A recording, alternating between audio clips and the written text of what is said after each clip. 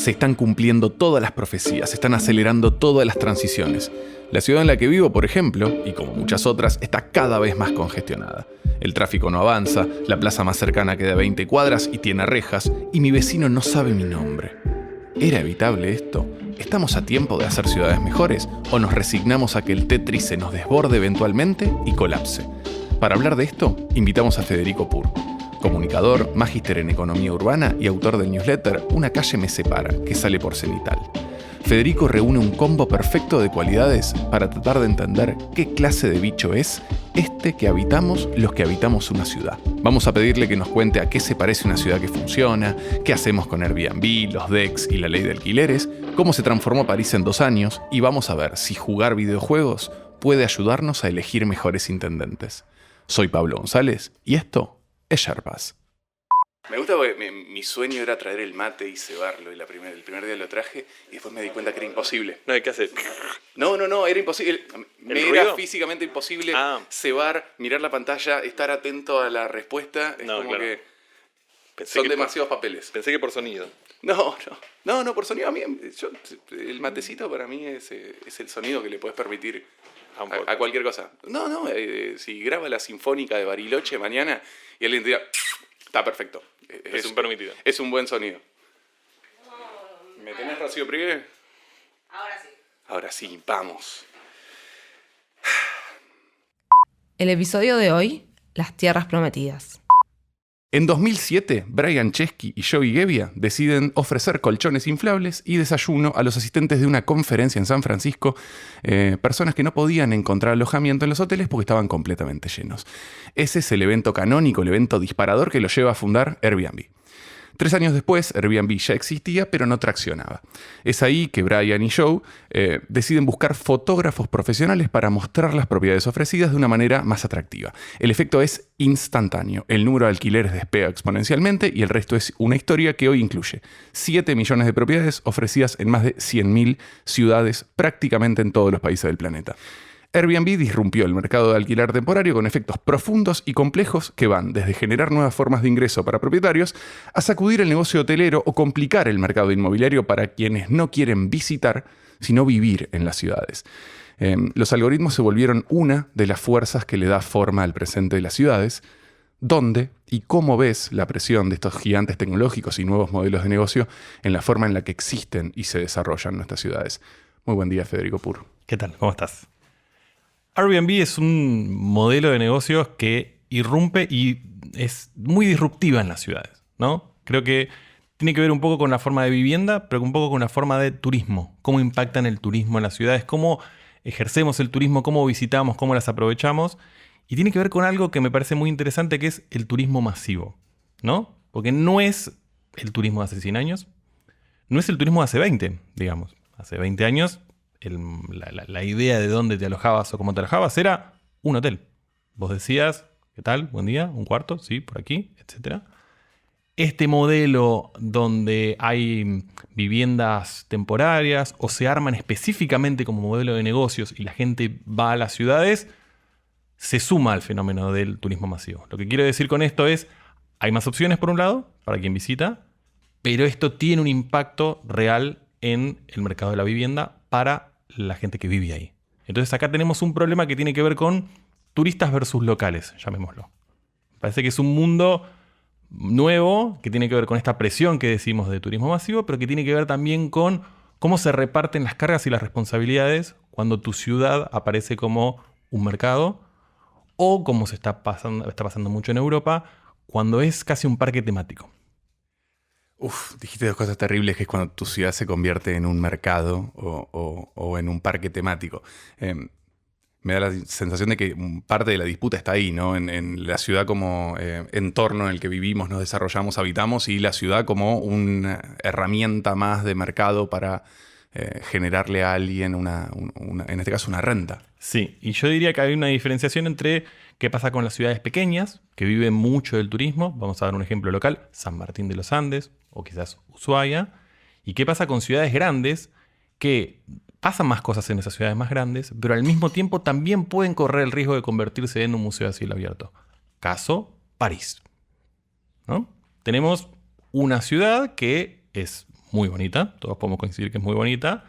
Tal vez el problema es que todos podemos coincidir que es muy bonita. Claro. Y que hoy se dedica parcialmente a explotar lo que en su momento fue construido con una idea, digamos, muy funcional, ¿sí? Cómo creció esa ciudad hace 300 años o 400 años, cómo se fueron armando las callecitas, etc. Y un momento en el que se da esta idea de preservación. Preservamos lo que tengamos, no construyamos rascacielos. Una cosa que uno diría, che, es súper progresista, está buenísimo. Uno quiere como cuidar la belleza de la ciudad, porque esa es la condición mediante la cual luego esa ciudad es explotada al turismo masivo.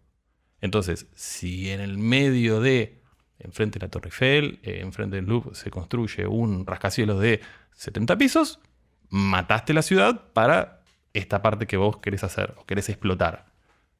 Pero al mismo tiempo, esto que decimos que es todo muy bonito, genera otra serie de cosas. Primero, tu ciudad es un museo a cielo abierto. La segunda, ¿cuál es la asequibilidad, incluso para los locales, de vivir en el centro de París? Porque vos dijiste, no queremos rascacielos, no queremos torre grande, no queremos grandes unidades de vivienda, queremos conservar todo como estaba. Esta es la zapatería del 1700, esta es el bakery que creó alguien y la baguette, etc. Lo vamos a dejar así como está. Y esa tensión me parece que está en este momento poco problematizada. Y me parece que más allá del turismo masivo, si querés lo charlamos más adelante, pero genera disputas en las ciudades porque no se puede todo. Vos no podés tener una ciudad hermosa, donde además no permitís construir más, pero que no tenga turistas y que encima sea accesible en términos de vivienda. Por eso yo siempre uno estas cosas de turismo y vivienda, que me parecen como mercados muy grandes, y volviendo a la de Airbnb, la diferencia es que antes había viviendas y hoteles, muy a grosso modo. Y ahora tenés viviendas, hoteles y viviendas que se convierten en alojamientos temporarios.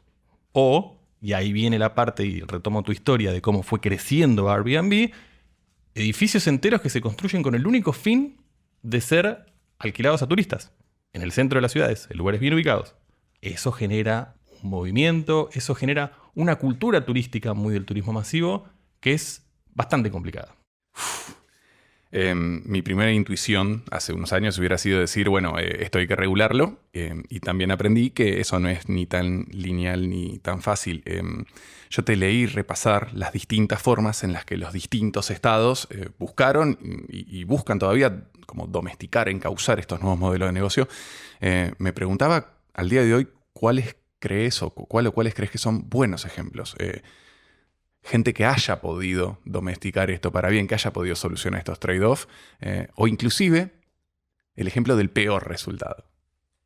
A ver, Barcelona hace muy poco decidió que no va a ofrecer más alquileres turísticos. No va a dar más licencias para que los propietarios ofrezcan su ciudad, que también es un museo de cielo abierto, a los visitantes, creo que a partir del año 2029. O sea, van a ir venciendo las licencias que se están otorgando y a partir de ese momento no se dan más, quizás con una especie de reacción de idea de volvamos al modelo tradicional de, bueno, entonces los hoteles y a otras cosas.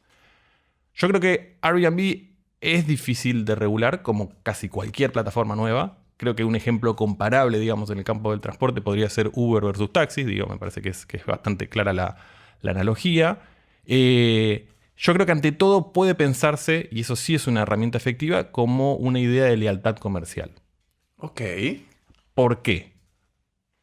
Los hoteles hoy tienen una serie de exigencias, digamos, muchísimas, que tienen que ver con seguridad, matafuego, responsabilidad civil, los empleados en blanco, una serie de elementos que vienen de la economía tradicional y que hacen a cómo el hotel organiza su negocio.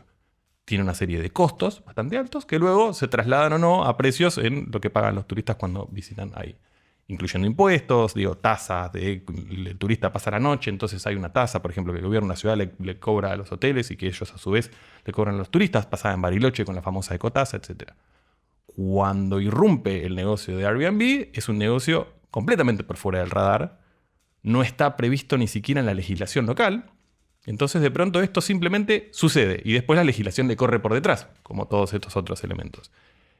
Ahora, vos te pones un departamento, reacondicionás tu departamento casi en una cuestión muy básica, ni siquiera súper profesional. A veces es un propietario que le compró 3 cuadritos, de estos así, del Starters Pack, le pone 2 plantitas y dice, yo estoy ofreciendo mi vivienda en Airbnb.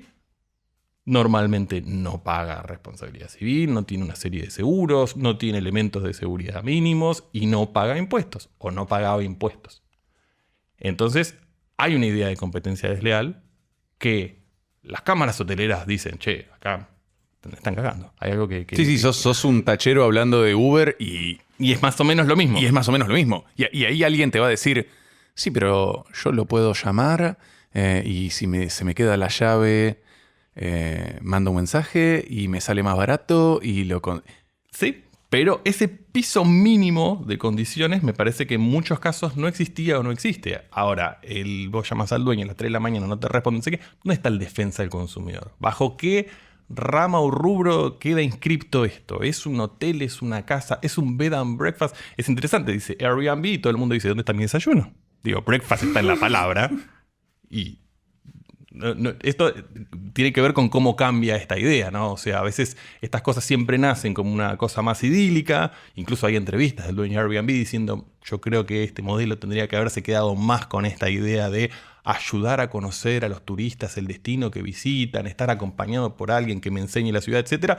No como una especie de fondo BlackRock que construye 4 torres y las pone enteras a alquilar, con esta especie de candados para bicicletas donde vos tenés la versión deslocalizada, precaria y algorítmica del hotel. En vez de hacer un hotel, vamos a deslocalizarlo por la ciudad, externalizar todos los costos que podamos tener y pagar la mínima cantidad de formalidades.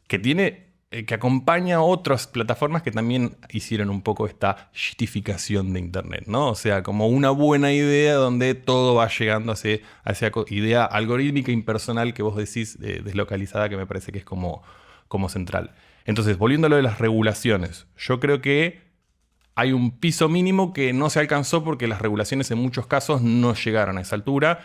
Y las ciudades, y esto me parece que es importante, empiezan a competir entre sí, como una especie de race to the bottom, a ver quién regula menos y entonces se vuelve más atractiva. Lo cual es problemático, que tiene que ver con muchos otros fenómenos que atraviesan las ciudades que no se están poniendo de acuerdo para ver cuál es nuestro piso mínimo. ¿Qué es lo que tendríamos que exigir? Los gobiernos nacionales no tienen mucho que decir. Esto es un fenómeno muy típico de las ciudades. Digamos, Claro, vos decís que la escala en la cual es relevante mirarlo es esa escala ciudad. Es la escala ciudad y me parece que está pasando con muchas cosas y con muchos desafíos metropolitanos y con algo que tiene que ver mucho del siglo XXI. Hay fenómenos en los cuales los estados nacionales se retiran, no solo porque circunstancialmente ganan gobierno de ultraderecha y cree que el estado no tiene nada que hacer y se retira así, sino en general. Y las ciudades no encuentran mucho ese punto en común de qué hacer, en parte porque cree que compiten entre ellas. Entonces me parece que es un fenómeno como muy interesante y pasa con muchas cosas. Hago un pequeño paréntesis. Hace unos años, Amazon dijo que quería armar su famoso H2, el segundo headquarters, y desató en Estados Unidos una competencia feroz entre las ciudades que consistía básicamente a ver quién le da más beneficios impositivos y quién la regula menos. Entonces venía Virginia y decía, yo te doy 20 años gratis de impuestos y te regalo los empleados y te doy esto y te doy tierras públicas. Digo, y había todo un grupo de académicos y expertos que decía, esto está mal. Las ciudades no tienen que encarar eso como esta especie de competencia de quién regula menos, sino por el contrario, ponerse de acuerdo sin ser excesivamente reguladores sobre cosas que no funcionan. Después vamos a qué vemos que no funciona para regular Airbnb. Pero me parece que es muy importante que las ciudades hagan eso, que piensen esos puntos en comunes, porque los desafíos de transporte, de vivienda, de recolección de residuos, de recargo de cargas y responsabilidades de qué pasa en el territorio, son características o dominios o competencias de los gobiernos locales, y hoy los gobiernos locales le están corriendo por detrás al problema o a los problemas. Creo que acabas de inventar accidentalmente como un sindicalismo de ciudades que no corresponde a las naciones. Es como... ¿Por qué no?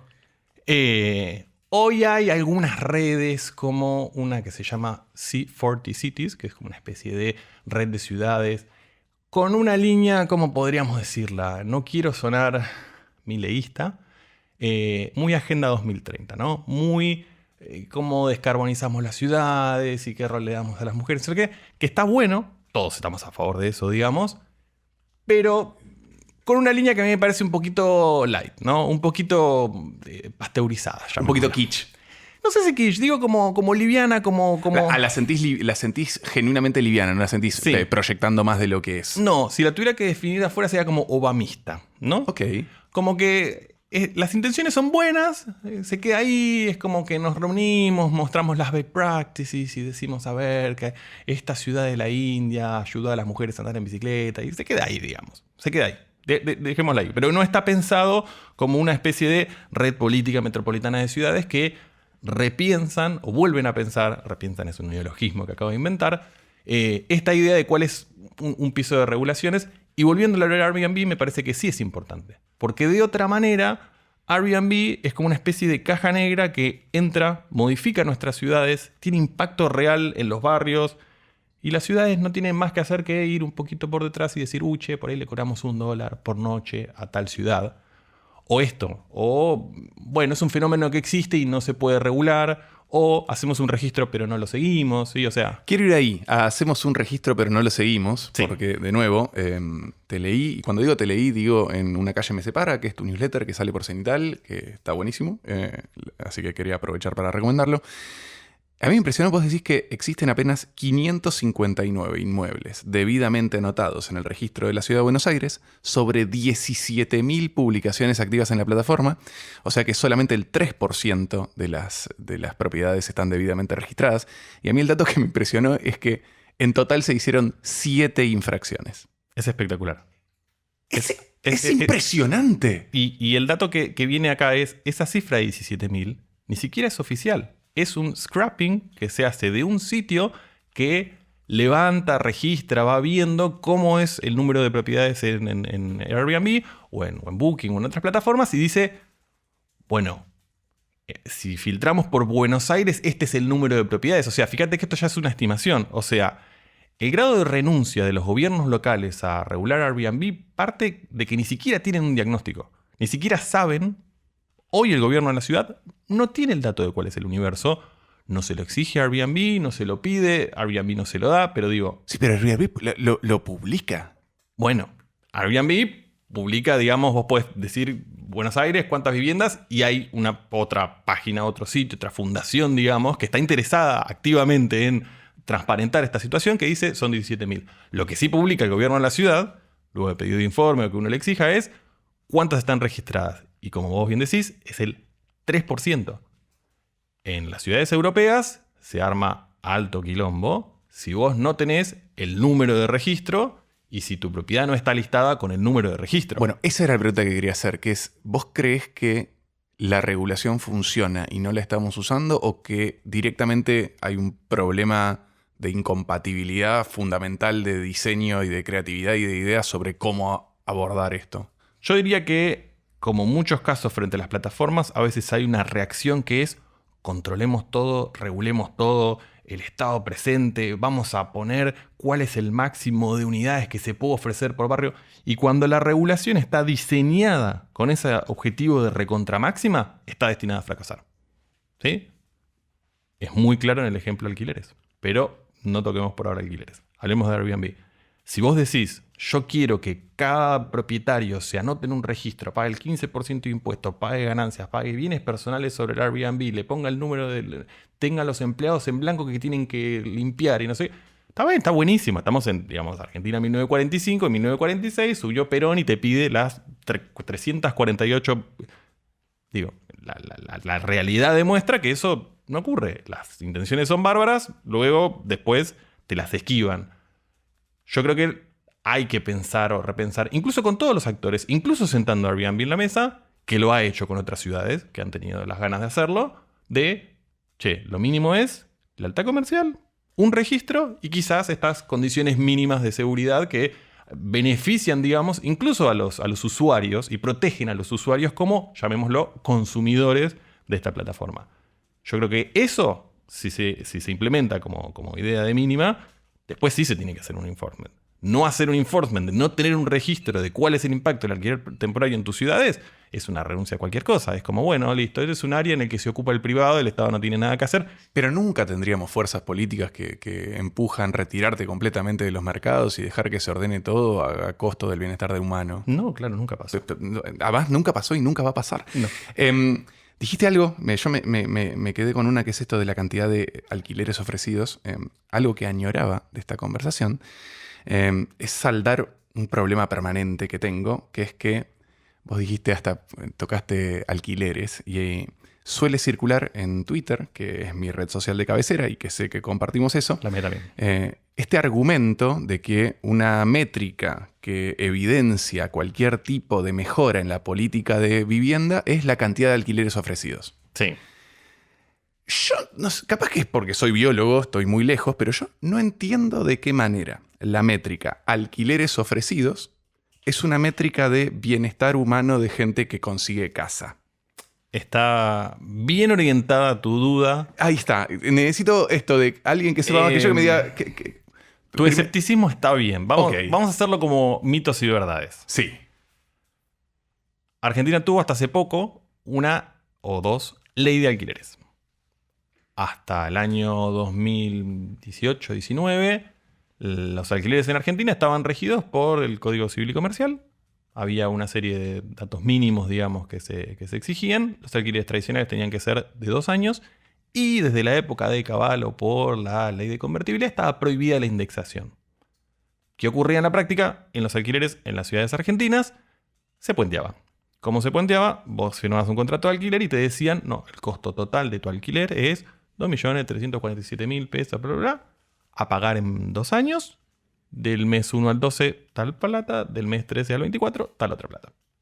Listo. Entonces había una especie de ajuste único anual que se estilaba en una economía con una inflación promedio anual del 20-25%, que te metía en ese 20-25%. Entonces, ¿qué ocurría en la realidad? Más allá de que la regulación era mínima, porque la economía estaba en un estado de mal, pero podría ser peor, o regular, o más o menos, que un año por ahí quedabas 2 puntos arriba, un año por ahí quedabas 2 puntos abajo. Vos terminabas tu contrato y decías, este año me parece que gané un poquito porque pusimos 25% de aumento el segundo año y la inflación fue 30%. Entonces yo pagué más otras cosas y el alquiler se me abarató un poquitito. Después, ¿qué ocurría? Cuando tenías que renovar, el dueño pataleaba, decía, che, creo que perdí un poco, te pongo 5 puntos más, no sé qué. Entonces esto más o menos ocurría. Justo en la época de la pandemia, muy cercana a la pandemia, se empieza a discutir, por presión de las agrupaciones de inquilinos y otras preocupaciones vinculadas a la inflación, el tema de tener una ley de alquileres que intervenga en precios. Entonces, que no solo dijera el plazo y demás, sino también que pudiera ponerle o regular de alguna manera, según un índice, cuánto se podían aumentar los alquileres que se ofrecían legalmente en el mercado. Hubo una gran discusión, de hecho es conocida, digamos, la ley esta de 2019-2020 como la ley Lipovetsky, porque un legislador del PRO es el que termina siendo el autor de esto. Pero básicamente, para no entrar en detalles legislativos, lo que hace es esto: pone un marco un poco más fuerte sobre cuánto se puede aumentar. El problema de esto es, ¿cuándo ocurre esto? Ocurre en 2020, ocurre en pandemia y ocurre en un momento en el que el gobierno de Alberto Fernández había dispuesto la prohibición de desalojos, el congelamiento de alquileres. Había un momento en el cual vos podías seguir pagando lo que venías pagando y después más adelante pagás nominalmente lo mismo, con un ajuste. Entonces, pasamos de una intervención mínima en una economía más o menos a una intervención fuerte en un momento donde la economía tenía otros problemas.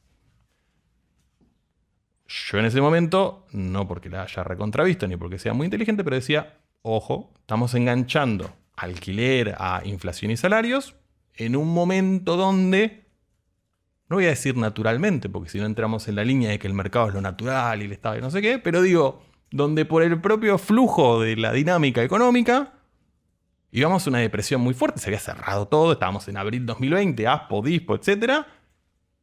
Y la inflación iba a ser mucho más baja que otros años. De hecho, ese año nosotros veníamos de una inflación del 55%, último año de Macri, descontrol total. Y ese año fue 35, 37. que para los estándares que estamos Es acostumbrados impresionante ahora, que estemos hablando de los buenos tiempos de 20% de inflación anual. Exacto, es maravilloso.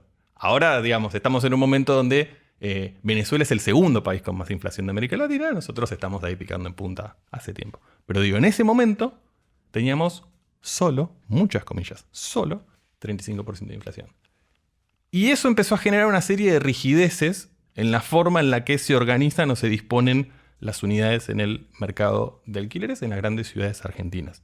Que tiene que ver con otra cosa, no quiero abrir otra punta, pero la tiro, que es, no tenemos un mercado hiperconcentrado de viviendas en alquiler. El mercado de alquiler es un mercado bastante disperso en Argentina y eso genera un montón de pequeños actores que toman decisiones en función de lo que ven que pueden sacarlo o no sacarle de unos mangos a esa unidad extra que tienen. Entonces, llegamos a 2020, vos sos un propietario y te dicen, no podés desalojar, no podés aumentar más de cierta plata y quedás enganchado a una fórmula que encima te ata durante 2 años, que vos ya no la podés tocar, no podés hacer otra cosa y que tiene que ver con inflación y salarios, que encima es una dinámica de un promedio que puede llegar a ser bajo. Entonces, ¿qué termina ocurriendo? ¿Qué terminó ocurriendo con la ley de alquileres? Quien estaba dentro de esa ley, quien lograba firmar, al principio le parecía caro lo que se le ofrecía, pero después se iba abaratando. Porque vos no podías tener más de un aumento anual en un contexto donde la inflación empezaba a disparar. Entonces vos entrabas en ese momento o a valores de ese momento y decías, che, tengo que pagar 80.000 pesos de alquiler. Bueno, es un número, representa un número interesante de mi salario, etcétera, etcétera. Pero llegaba al final del primer año y eran 4 caramelos. Porque la inflación de ese año iba avanzando. Entonces, ¿qué generaba esto en los propietarios? Un irrefrenable deseo de venganza conforme a llegar al final del contrato, donde uno iba como preparándose y frotando las manos a ver cuándo y cuánto iba a cobrar el inicio del próximo contrato. Entonces, la ley de alquileres generó un escenario en el cual todos los que estaban comprendidos dentro de la ley y estaban alquilando en ese momento estaban bien, se sentían cada vez más cómodos, pero eso derivaba en una incomodidad posterior que era, bueno, ahora cuando te renueve te voy a cargar 250% encima de lo que venías pagando. Entonces esa dinámica empieza a ser como cada vez más artificial con respecto a los ingresos de los inquilinos, los ingresos de los propietarios y generando rispideces entre ambas partes. En el medio, problema, digamos, de la gestión de Alberto Fernández y del loteo de ministerios y de que cada uno tenía su propia visión, el entonces ministro de Economía, Sergio Massa, decía, esta ley fracasó, hay que cambiarla, y eso genera ruidos también. ¿Te imaginas de vuelta? No quiero ser el representante de los propietarios, no lo soy, no soy propietario, pero digo, generaba una idea de, esta ley está mal, me están cagando conforme avanza el contrato, y encima el gobierno tiene la orden política de que esto en algún momento va a cambiar, así que, listo, bueno, vamos a... Es un escenario que encima va a cambiar. Se llega a 2023, se sanciona una ley que por un lado parece más flexible porque permite aumentos cada 6 meses, pero por otro lado dice 3 años. O sea, mantiene esta idea de que encima tienen que ser contratos por 3 años. Vos imaginate comprometer una propiedad en este contexto económico a 3 años. ¿Y qué ocurrió? ¿Qué iba a ocurrir? De vuelta, las unidades que se ofertaban, si es que se ofertaban, aparecían a valores altísimos. Entonces, el escenario que aparecía a fines de 2023 era que vos entrabas a Zona Prop y decías, bueno, quiero ver qué unidades hay en alquiler en Palermo. 7. Quiero cuántas unidades hay en alquiler en Belgrano. 3. No es que la gente no se mudara en ese entonces. No es que nadie se mudó el año pasado. Pero volvemos a esta idea de las regulaciones que parecen fantásticas versus lo que opera en la realidad. ¿Qué operaba en la realidad? Tenías un cuñado que te decía, che, tengo libre el departamento de Almagro, fíjate, te lo presto, pagaré los servicios. ¿Sí? O sea, se iba llevando hacia lo informal y el mercado formal prácticamente no existía. Todo esto para contarte cuál era la situación de los últimos años antes del DNU purificador de la gestión Milei, que es una de las primeras cosas que hace además. Creo que una de las primerísimas cosas que hace es volar con toda regulación, y cuando digo toda me refiero a toda, y me refiero a también tirar el bebé con el agua sucia, que es, no hay mínimos, no hay plazos, se borronea la distinción entre temporario y tradicional, lo cual la tenés interesante para el tema del mercado del Airbnb. Antes, digamos, en un momento anterior regulatorio de la Argentina, vos podías tener alquileres temporarios que duraran máximo, no sé, 6 meses. Pero entonces lo que le pasó a esa métrica es que se visibilizó. No es que hubiera ni tantos no disponibles antes, ni me está indicando un cambio tanto en el mercado, sino como es una métrica media ilusoria. Porque quienes defienden el DNU de Milei a capa y espada te dicen, mira este datazo, la oferta de alquileres tradicionales aumentó un 380%. Sí, ¿cuáles? Porque hasta noviembre, vos si querías alquilarlo legalmente, tenías que ofrecerlo a 3 años con un aumento anual. Entonces, había 7 de esas, ¿estamos de acuerdo? Ahora hay muchas de las otras. ¿Cuáles son las condiciones de las otras? No, bueno, tenés un aumento mensual, el alquiler dura 4 meses el contrato. Bueno, un alquiler de 4 meses de contrato, vivís, perdón, digo mal y pronto, pero con el culo en la mano.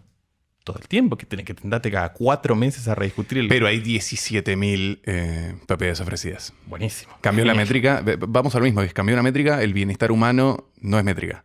Y perdón, y ofrecidas no significa que luego sean convalidadas por el mercado. ¿Qué es lo que está ocurriendo? ¿Qué es lo que está ocurriendo? Hubo una lluvia y una explosión de oferta a principios de 2024.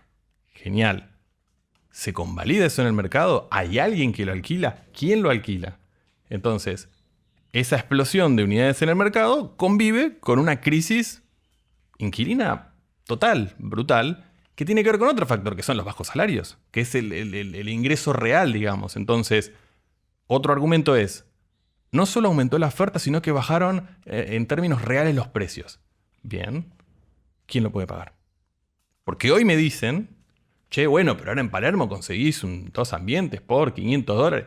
Sí, está bien que tiene $500 por mes para pagar un alquiler durante 24 meses o un año, suponiendo que encima sea más corta, digamos, el lapso. ¿Y qué porcentaje representa eso de los ingresos de los inquilinos? Y ahí está yendo a lo que decías antes, que es la ciudad. Ahora compiten las ciudades, pero también compiten internacionalmente los inquilinos. Porque de golpe me sale mejor negocio alquilar algo temporario durante 2 meses netos, ¿Sí? que alquilárselo a una persona local. Y hoy competís, dado que el mercado es completamente fluido y flexible y mileizado, con un nómade digital de Alemania, que viene también al mismo departamento de Sí, Palermo. a arbitrar nivel de vida acá. Que le encanta, le parece que la salud es gratuita y que el costo de vida, bueno, no sé si en indumentaria y en gastronomía, pero en otros aspectos es muy barato y se vive muy bien, el clima es bárbaro y lo tenés compitiendo con eso también. Entonces, yo creo que es un escenario que, volviendo a lo que decíamos de Airbnb, no es fácil de regular. El mercado de la vivienda es un mercado muy complejo. Bueno, quiero ir ahí porque quiero salir de Airbnb, pero entender como el clima de época.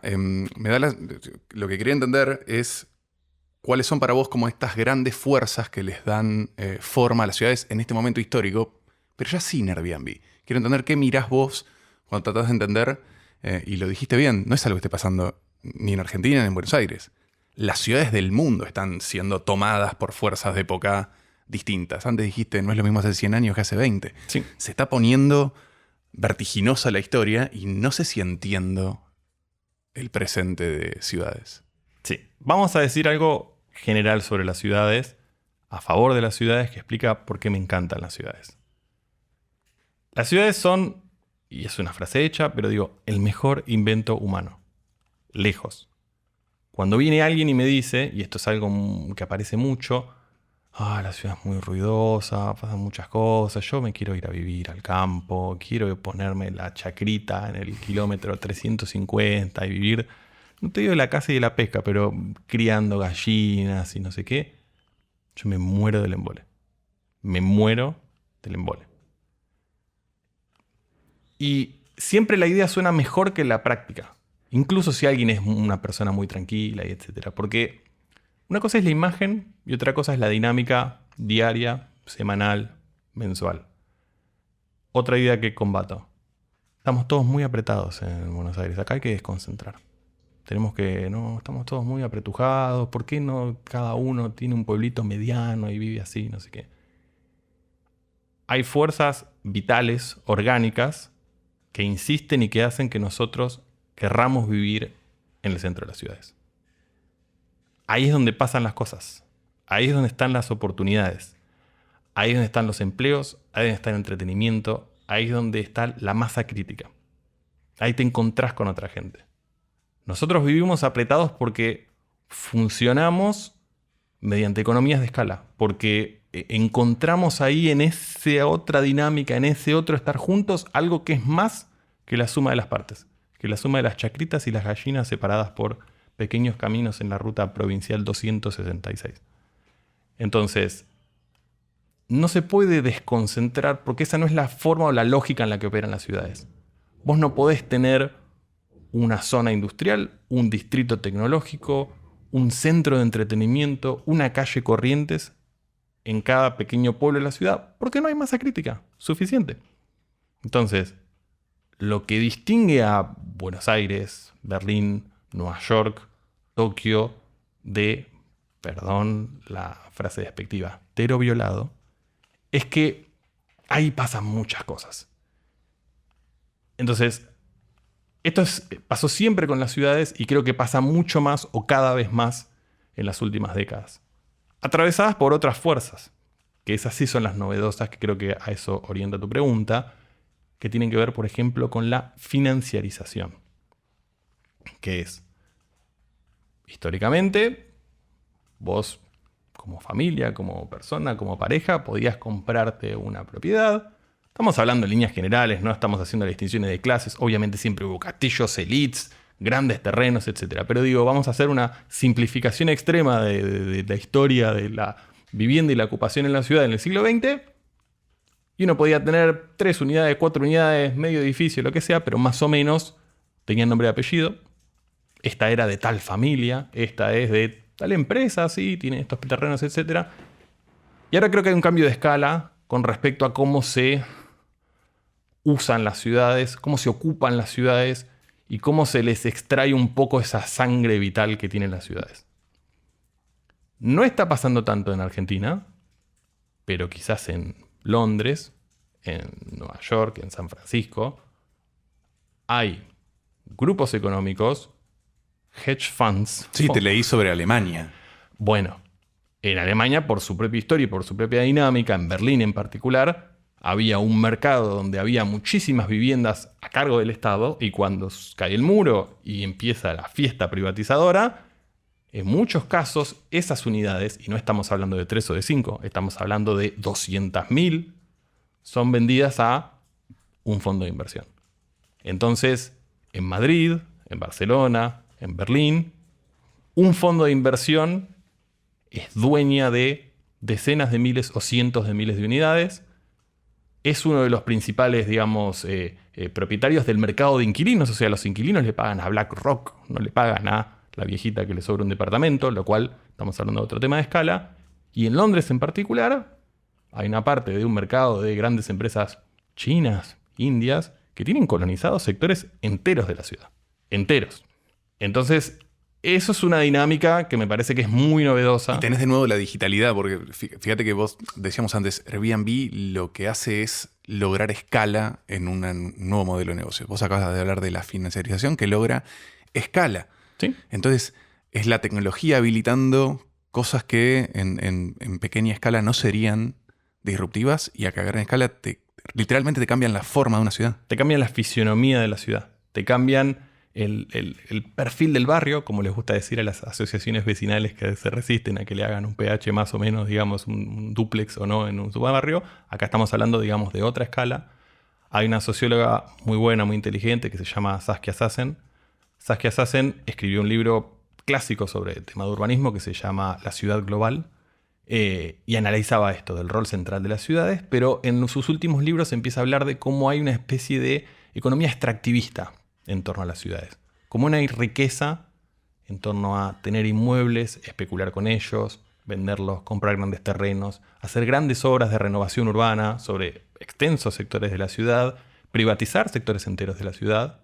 Ella me decía, a veces cuando hay un área entera de la ciudad que es reconvertida en una especie de distrito financiero, de turismo, de esto y lo otro, de grandes empresas, con 8 torres que pertenecen a la misma empresa, bueno, no, acá igual armamos un espacio público. Este es un debate que apareció mucho en la gestión Larreta, pero insisto, acá estamos hablando de otra escala. Y Saskia decía, ¿qué tan público es el espacio entre edificios que pertenecen a la misma corporación que tiene el 18% de una ciudad? Yo puedo pasear por ahí, esto es una plaza, esto es un parque. ¿A quién pertenece? ¿Me puedo sentar acá? Hay un guardia privado que me dice, esto no es para vos, circulando. Che, pero esto es público. Ese borroneo... Sí, ¿puedo jugar un picado en ese lugar? ¿O el límite de lo deportivo lo va a marcar la corporación? Esa idea que se empieza a borronear me parece que es una característica distintiva de las últimas décadas y un fenómeno muy novedoso porque tiene que ver con algo que hablamos antes, que es el retiro del Estado de ciertas funciones básicas de cómo opera la ciudad. Quiero hablar de eso, vamos a hablar de eso, pero no me quiero ir de algo que dijiste, que es esto de estas fuerzas vitales. Antes de entrar, justo en la puerta, hablábamos de Scaled, un libro que ambos leímos, compartimos y es muy bueno. Y a mí me dio esta sensación me puso de frente a la noción de que la ciudad como elemento natural termodinámico combina dos cosas. La eficiencia, mientras más crece la ciudad más eficiente es, y la capacidad de albergar complejidad y crear valor complejo. Entonces, no hay ninguna fuerza que se oponga naturalmente a ese devenir. La ciudad, mientras más crece, mejor es. Y eso termina en, entre otras cosas, la ampliación de la mancha urbana desmedida, hacia afuera, todo el tiempo más ciudad, pero con un crecimiento medio tumoral. Lo que describías de va a crecer para afuera es inevitable. Creo que lo que me estoy preguntando es eso, ¿va a crecer siempre para afuera? Tiene esa fuerza motriz natural de querer ganar complejidad y ganar eficiencia. Pero yo no creo que ese proceso sea siempre ir haciendo nordeltas. Definitivamente. ¿Cómo haces? ¿Cómo haces para domesticar ese crecimiento y que sea para bien? Me parece buena la pregunta o la observación de domesticar. Yo creo que ahí sí los estados tienen un rol que tiene que ver con la planificación del uso del suelo. Y que la palabra planificación hoy en este momento suena como soviética, ¿no? Como el plan quinquenal de la URSS, no sé qué. Pero todas las mejores ciudades tienen una idea de planificar y ordenar su crecimiento. Entonces, podríamos poner en un extremo o en una punta una ciudad del sudeste asiático, no sé, Yakarta, que son inasibles. Son como que crecen y crecen y crecen y crecen y son todas motitos y son todos monoblocks gigantes en las afueras. Y uno podría pensar o decir que hay una lógica, no sé si inherente, pero como una dinámica autopropulsante de las ciudades que las lleva a tener esa forma. Y hay gobiernos locales y mejor aún, gobiernos metropolitanos que dicen, che, ¿hasta dónde estamos yendo? ¿Hasta dónde está yendo? ¿No? Como una relación. Vamos, y en algún momento nos ordenamos. ¿Quién vive dónde? ¿Quién tiene la llave? ¿No? Y me parece que las mejores ciudades tienen buenas políticas de ordenamiento del suelo, tienen bancos de tierras, que también parece algo soviético, pero digamos Singapur, una especie de ciudad-estado hipercapitalista, lo tiene, y piensa dónde sería mejor o cómo sería más eficiente ese aprovechamiento de la escala. Porque en el momento en el que vos tenés 24 nordeltas y 8 countries sobre 23 humedales y 4 autopistas panamericanas y 5 shoppings en el kilómetro 50, tu ciudad deja de ser eficiente. O sea, en el momento en que Menem construye Acceso Norte, la continuación de Panamericana hacia la Ruta 9, y genera la condición de posibilidad de que alguien pueda vivir en el kilómetro 62 e ir todos los días a trabajar al centro, por ahí es genial para el que pudo comprarse un terrenito barato en el kilómetro 62 y vive rodeado o no de carpinchos, depende si le gusten o no, pero todos los lunes a las 8 se sube al auto, colapsa la Panamericana, se putea con los demás y dice, che, hay algo que no funciona.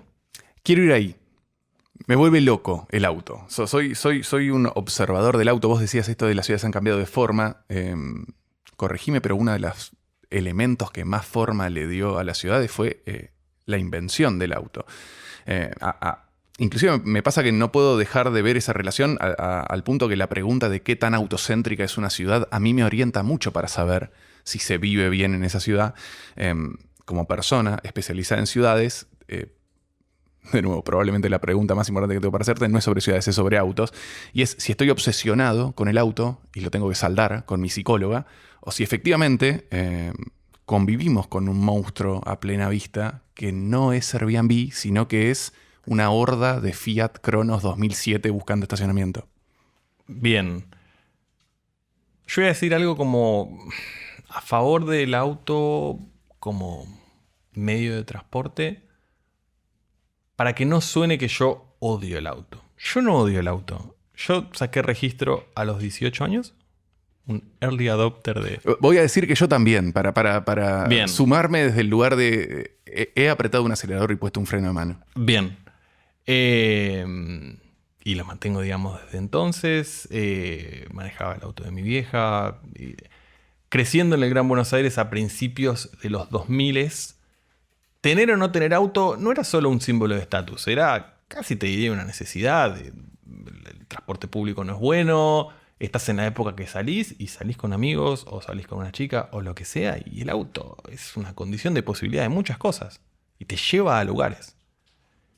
Pero acá estamos hablando del auto en las ciudades. Sí, vos dijiste el conurbano, yo también soy del conurbano y estoy completamente de acuerdo que el match auto baja densidad es una carga, es una obligación. Es posiblemente muy útil, muy útil. Que de hecho, paréntesis, está detrás de la lógica de toda esta cosa de los chalecos amarillos contra Macron y entonces la ciudad, esta gente de la ciudad no entiende que nosotros necesitamos el tractor, el auto para movernos, etc. Hay una lógica que casi que enfrenta, y para mí me parece una falsa dicotomía, un falso enfrentamiento entre la ciudad y el campo y entonces cómo vive cada uno. Yo lo quiero sacar de la idea moral. Yo quiero correrlo de ese lugar, digamos, del estatus, del gusto, de las preferencias. Yo quiero llevarlo a un terreno como mucho más práctico y lógico de la forma en la que se organiza el transporte en las ciudades. Las ciudades durante mucho tiempo tenían una menor densidad de la que tienen hoy. Entonces quizás el auto durante mucho tiempo tuvo sentido como forma de organización. Y así como decíamos que la autopista panamericana era la condición de posibilidad de que alguien pudiera vivir lejos y llegar a su trabajo, quizás el auto era la condición de posibilidad de que uno pudiera, hasta te diría, combinar esa idea de asequibilidad y accesibilidad, entonces estar cerca del lugar de empleo, pero también en un lugar más barato porque no lo podía pagar, y el auto me generaba eso. Ahora, como pasa con el turismo masivo, la cantidad en algún punto empieza a afectar la calidad de lo que vos accedes. No todos podemos tener un auto. No todos podemos ir en auto al trabajo. El primero que fue en auto al trabajo, el primer colonizador del kilómetro 50 del ramal Pilar que fue en auto al trabajo, dijo: esto es un lujo, voy a vivir así para siempre. Eso me lo dijo Felipe González, especialista en movilidad, no me lo saqué nunca más, que el auto es un bien de lujo por definición, porque si todos tuviéramos auto, ninguno podría andar en auto. El auto depende de que mucha gente no lo tenga. Felipe escribió una columna que sabrás en El Gato y la Caja, que es excelente y es muy bueno y es un gran resumen de cómo opera. Entonces, el primero que fue en auto de Pilar a Cava y llegó en 50 minutos con la nueva red de autopistas del Sol, dijo: esto es fantástico. Pero luego aparecieron 2 más, 3 más, 10.000 más, 15.000 más, 100.000 más, 180.000 más, y ahora están todos tocando bocina al peaje, a la cabina de peaje, porque esto se trabó. ¿Qué pasó? No, y el que se sube a un auto piensa que todos los demás son enemigos.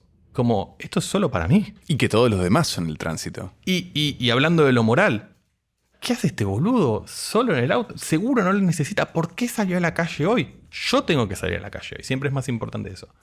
Volviendo a lo de las ciudades. En las ciudades esto es peor aún. La ciudad tiene un espacio limitado y encima, por la dinámica del siglo XX, han sido construidas mayoritariamente en torno al auto. Que hoy la ciudad de Buenos Aires tenga una avenida de 13 carriles como Avenida del Libertador es un anacronismo. No tiene sentido para la forma en la que están pensadas las ciudades en el 2024. Y ahí sí quiero llevarlo a, no algo moral, pero algo que alguien puede recordar o pensar. Y es la gente que viajó, la gente que tuvo la oportunidad de viajar al exterior por turismo, viajar, conocer y ir a grandes ciudades. Cuando le preguntas qué le pareció París, qué le pareció, no vamos a decir Ámsterdam porque es el cliché y es una especie de ataque por ese lado, ¿qué le pareció Madrid? ¿Qué le pareció? Te dicen: es hermosa. Hay bicis, la gente camina por la calle, disfruta de los espacios públicos, las calles empedradas, peatonalizaron el centro. Y después vuelve acá y dice, che, pero no alcanza Libertador 13 carriles, tendrían que ser 15.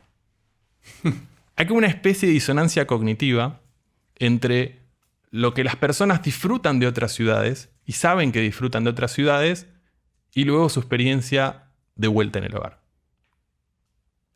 Porque uno está formateado por la idea del auto. Y el auto en este momento tiene colonizado por esta dinámica de las últimas décadas del siglo XX la idea de que es el actor principal del tránsito, siendo que es una de las formas más ineficientes de trasladar gente. Sobre todo si uno va de Palermo a Recoleta en una mole de 1500 kilos ocupada por un pasajero. ¿Sí? Esa idea me parece que hay que trabajarla y creo que, por eso lo corro del debate moral, tiene que ver con el reparto del espacio público. ¿Cuántos usuarios hay de automóviles en la Ciudad de Buenos Aires? ¿Cuántos usuarios hay de transporte público en la Ciudad de Buenos Aires? ¿Cuántos usan la bici? ¿Cuántos caminan? Y después comparar ese gráfico, esa distribución, con cómo está distribuido el espacio público. Cómo está distribuido las aceras, cómo está distribuido las calles. Y ahí salen perdiendo los actores de la movilidad activa. Salen perdiendo los peatones, salen perdiendo los ciclistas y sale perdiendo incluso el transporte público.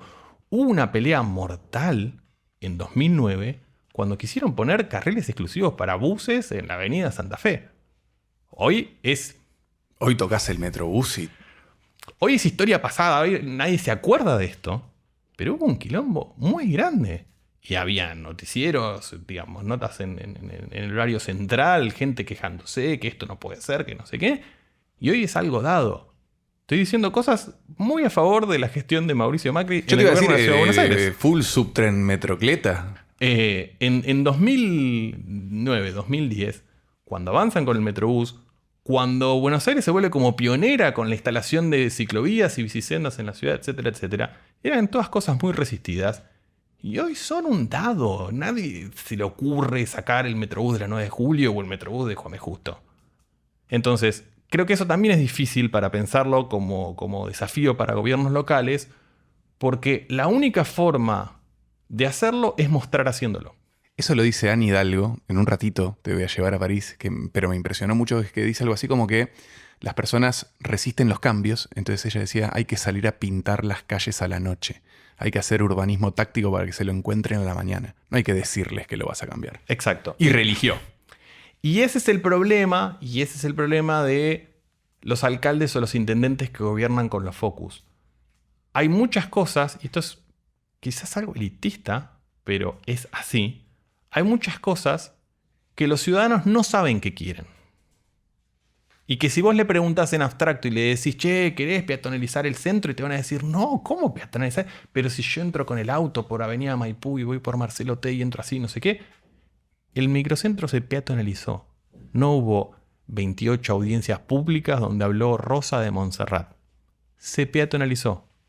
Se avanzó, por ahí fue más progresivo, menos lo que sea. Y hoy nadie te discute la peatonalización del microcentro. Porque todas las grandes ciudades que nos gustan, no Yakarta, tienen peatonalizado sus centros, sus cascos históricos, sus centros urbanos. Sí, y cuando decís peatonalizado, en el fondo decís con espacio para habitarlo, con terceros lugares, con esquinas, con decks, con cosas donde no pasan autos, donde pasa vida, donde pasa la gente, donde sucede. Con volardos, con aceras a la altura de las calles y no esa idea de que yo tengo que bajar a la calle y es el lugar donde pasan los autos a 70, peinándote por el costado mientras vos pasás.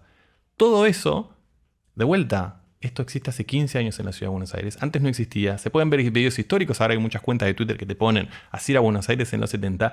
Y por un lado está lindo, la foto medio en sepia, tiene esos colores y te da esta cosa medio vintage, medio nostálgica. Pero por el otro decís, mirá el quilombo de tránsito que era esto. Mirá lo peligroso que era para las personas vivir ahí. Mirá lo que eran hacer los siniestros viales de que tratás de pasar por Avenida Corrientes y te atropelló el 60 o no sé qué colectivo pasaba en ese momento a 60 kilómetros por hora. Me parece que esas cosas, eso de showing by doing, me parece que lo hacen los mejores alcaldes, los mejores intendentes, los mejores gobiernos locales, y los que no, me parece que van a quedar atrapados en agendas de minorías.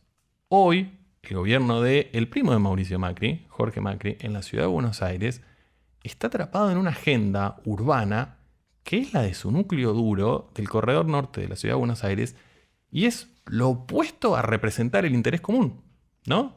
Apareció haciendo campaña diciendo la ciclovía del Libertador está mal hecha.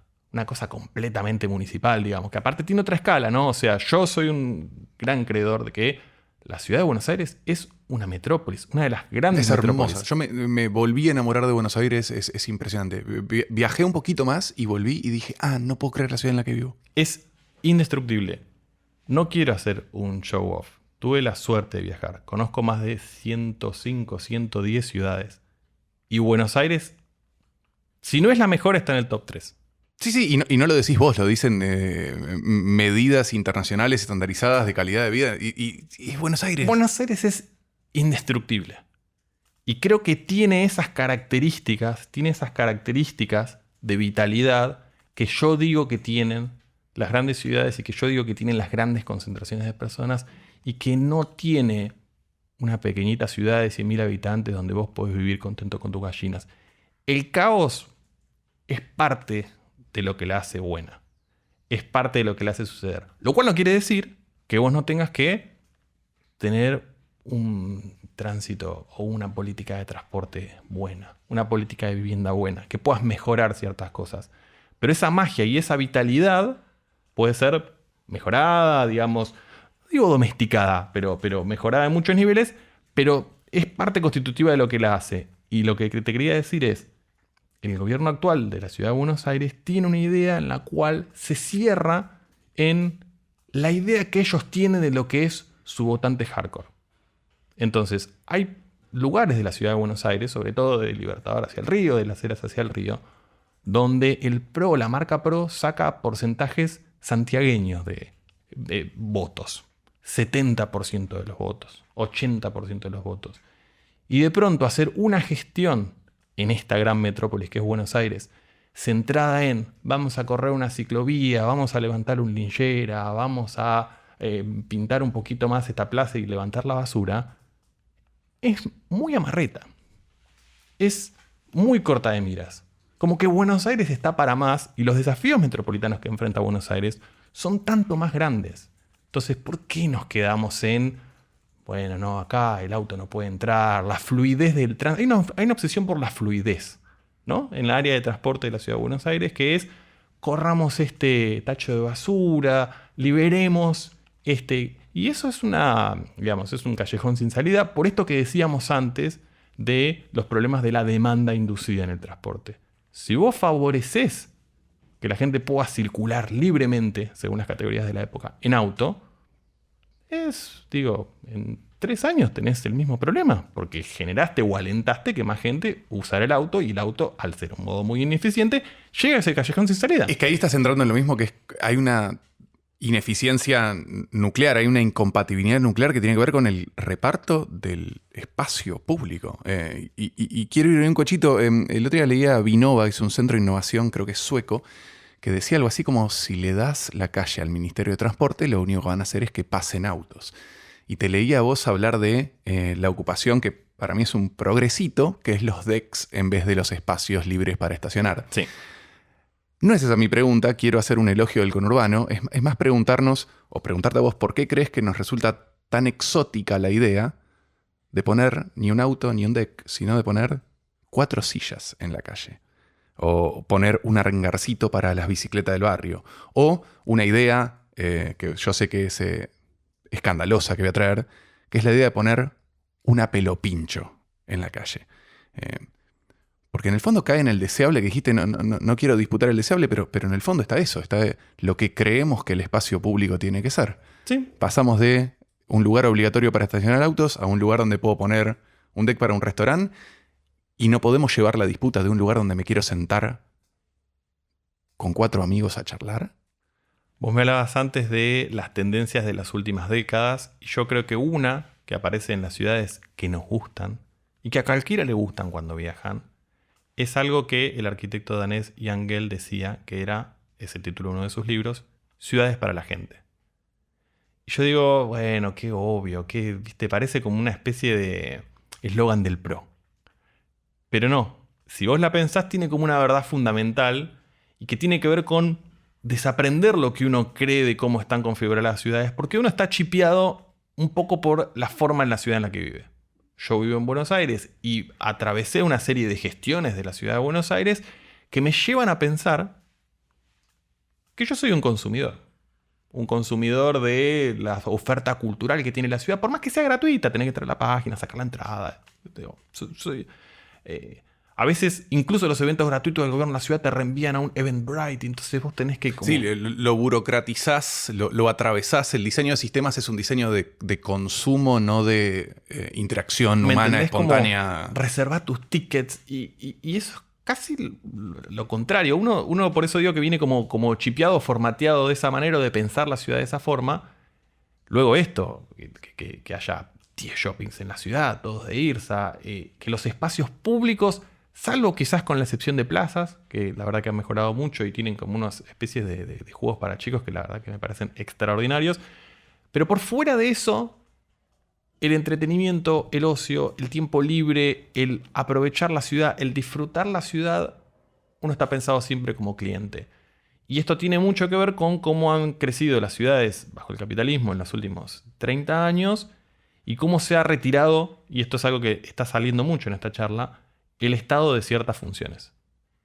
Entonces el Estado a veces queda reducido a su mínima expresión de vamos a ofrecer esta cosa en educación, vamos a ofrecer como podamos esta cuestión en salud y todos los otros órdenes de la vida que no son tengo que educarme o tuve una emergencia médica. Todos los otros órdenes de la vida, circular, disfrutar, pasar un rato, tener alguna experimentación lúdica, juntarse con amigos, salir a algún lado, esos famosos terceros lugares, que no sean ni el hogar ni el trabajo, quedan al arbitrio del mercado. Y eso no lo hacen las mejores ciudades. Eso lo hace Miami y eso lo hace Dubái. Y nosotros, y esto sospecho, temo que sea una característica inherente al clima de época mileísta, vamos, o siento que vamos camino a ser Dubái y Miami, pero con el PBI per cápita de República Dominicana. Ok. Y eso es malo. Yo quiero aclararlo. Parece como... Por ahí es deseable. Por ahí para alguna canción de reggaetón o de trap centroamericano, etc. Es buenísimo. No es bueno. No es bueno para la ciudad. No es bueno para alguien que disfruta las ciudades. Las mejores ciudades tienen oferta de esparcimiento, oferta de ocio. Se abren a la participación y al uso y al disfrute sin el requisito del rayo mercantilizador. Y eso es algo que no se trabajó, no se está trabajando en las ciudades argentinas en general. No, sobre todo en un momento donde la máxima es no hay plata y donde cualquier cosa vinculada al disfrute facilitado por el Estado es un curro, es la casta, es tirar la plata, etc. Uno rema un poco contra el clima de época en ese sentido, pero de vuelta, cierren los ojos, piensen cuáles son las ciudades que les gustan, qué cosa hicieron, aprovecharon, usaron de alguna ciudad en la que hayan estado que les gustó. Y después fíjense cuál fue el rol del gobierno local en facilitarlo o acercarlo. Vos dabas muchos buenos ejemplos de cosas que podrían aprovecharse, ponerse a disposición, alentar a que ocurran. No todo lo tiene que proveer el Estado, pero a veces puede ser simplemente él. No te voy a correr la pelo pincho. Como profesional de economía urbana, de ciencia de datos, tenía muchas ganas de hablar de videojuegos con vos. Muy bien. Amo los videojuegos, inclusive tuve algún uso problemático de SimCity en algún momento de mi vida y en particular amo la forma en la que estos simuladores de ciudades deschaban mecanismos que no funcionan y que no van a funcionar nunca. Voy a nombrar el auto someramente porque es una de las parches que tuvo que poner SimCity, porque los desarrolladores cuentan que si ponían la cantidad de autos creíbles para la cantidad de gente que los quería usar en esas ciudades simuladas, no funcionaban las ciudades. Quiero ir a otro lado, que es una anécdota del City Skyline 2, donde los desarrolladores tuvieron que poner un parche para evitar que los alquileres subieran indiscriminadamente y se hicieran imposibles de pagar.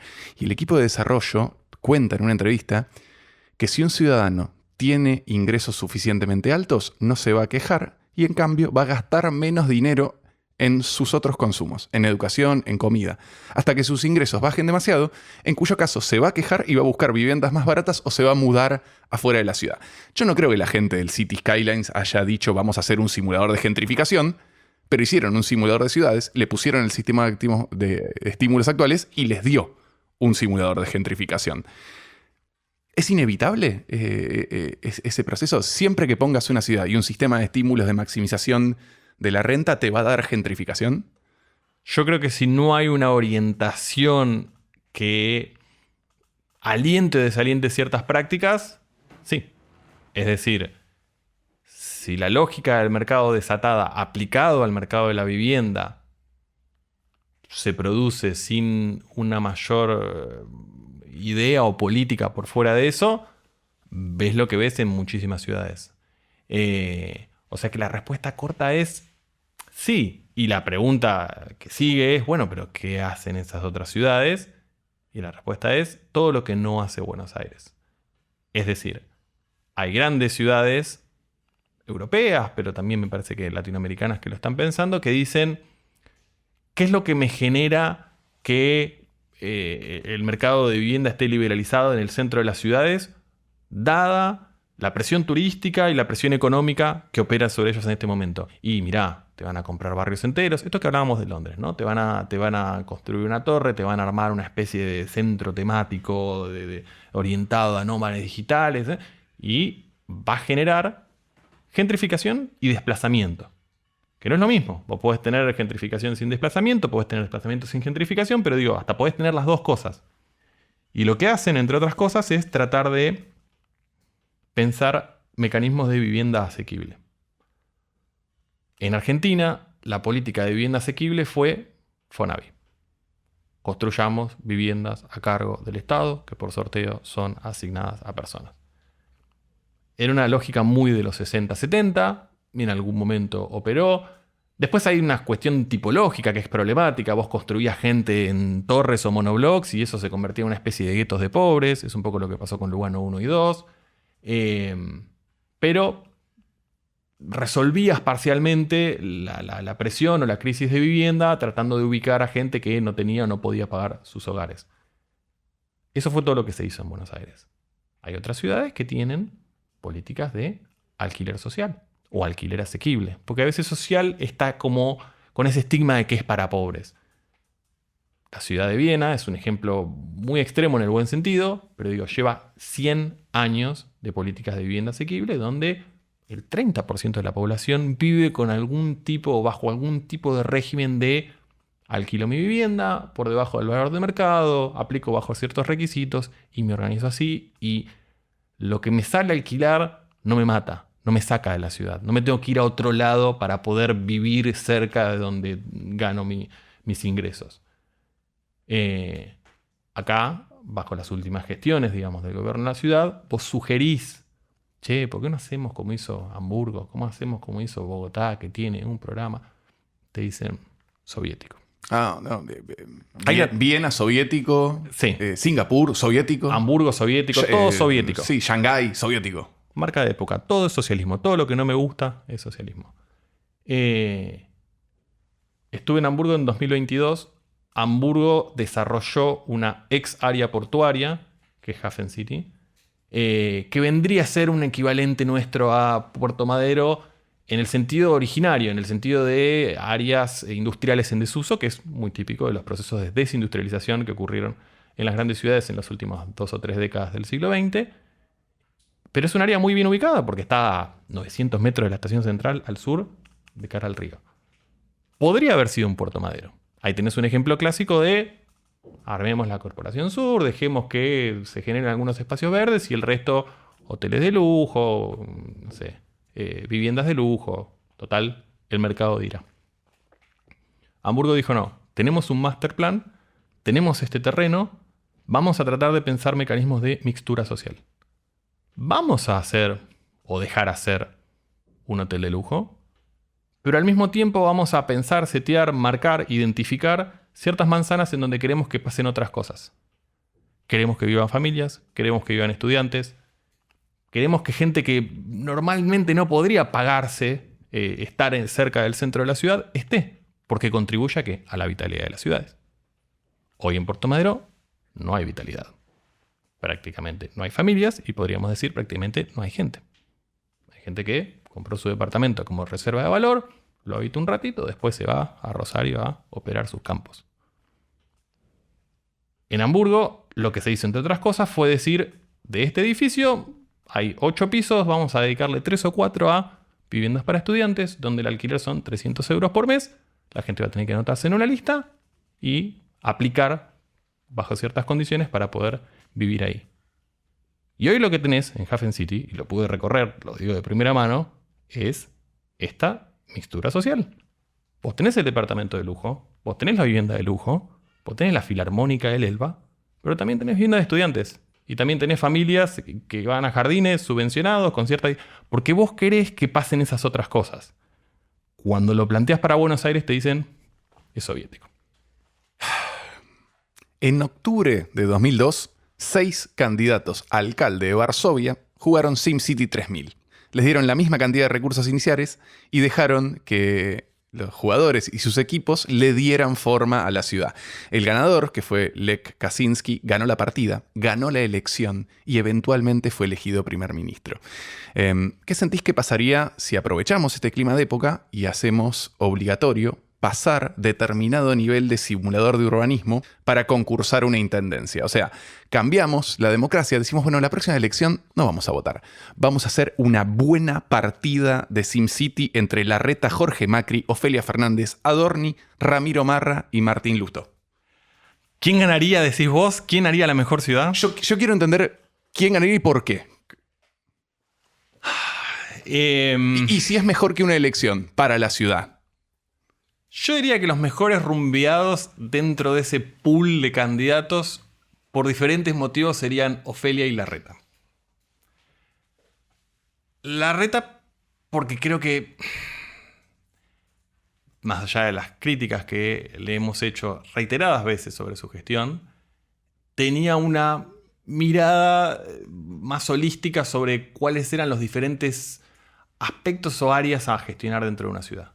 Entonces, podemos decir, hablamos por en tiempo pasado, parece que murió su carrera política, no lo sabemos, que delegaba en equipos y gestionaba y había algunos problemas, pero en algunas áreas, en algunos equipos salían cosas interesantes con respecto a movilidad activa, con respecto a gestión del espacio público. Entonces, yo diría que no perdería de entrada.